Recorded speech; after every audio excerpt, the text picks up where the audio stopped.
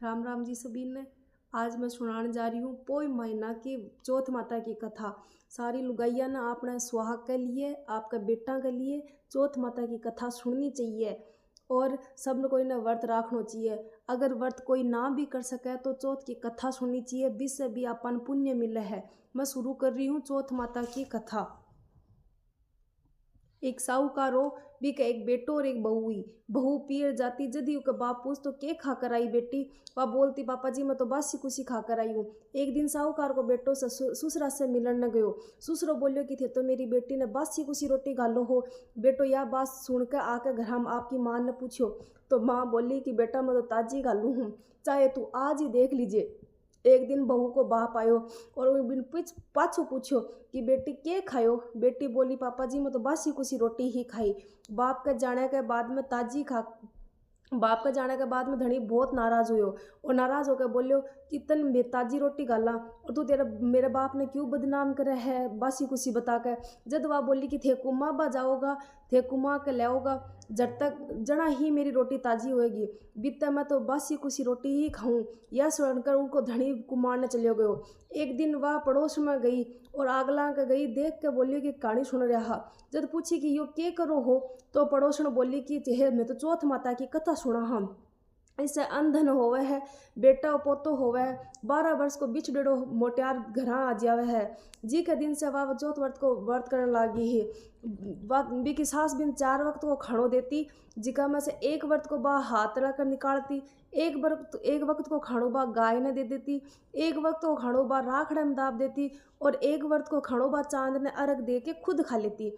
अया करता करता 12 वर्ष बीत गया। गणेश जी और चौथ माता दोनों सोचो कि इन 12 वर्ष हो गया व्रत करता करता, अगर इक धनी ने पाछो नहीं घालियो तो अपने पर कलयुग में कोई विश्वास नहीं करेगो। उही दिन रात ने चौथ माता भी के सपना में भी के धनी ने बोली कि अब तू घर चलो जा, तेरी औरत ने बहुत याद करे है। तो वो बोलियो कि चौथ माता घर किया चले जाऊं, ये तो सारो काम छोड़ गए। चौथ माता बोली कि तू मेरो नाम लेके दोनों गोडा ढाल के बैठ जाइए, तेरा सारा काम हो जाएगा, देनिया तन दे जाएगा, लेनिया तेरे से ले जाएगा। वो सवेरे उठ के सब यही करो हो। सारे सुबह से चौथ माता को नाम लेके गोडा मुंदा ढाल के बैठ गयो। तो बिन सारा कोई देनिया दे गया, लेनिया ले जाके वो आपका घर न रवाना हो गयो। तो रास्ता में एक बूढ़ो सांप दुख पा रहे हो, जल रहे हो, तो भी को मन यहाँ बेचैन हो गयो और वो बिन छिचकार दियो। वो सांप बोलियो कि अब मैं तो तन खाऊंगा।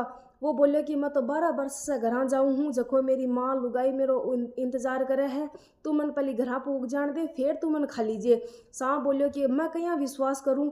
तो वो बोलियो कि मैं छात पर जाकर सोऊंगा, तू सीढ़ियाँ चढ़कर आ जाइए। इतनो कहकर उदास होकर वो घर उड़ गयो और कोई से भी बोलियो को नहीं, ना लुगाई से बोलियो ना माँ से बोलियो, और छात पर जाके सो गयो।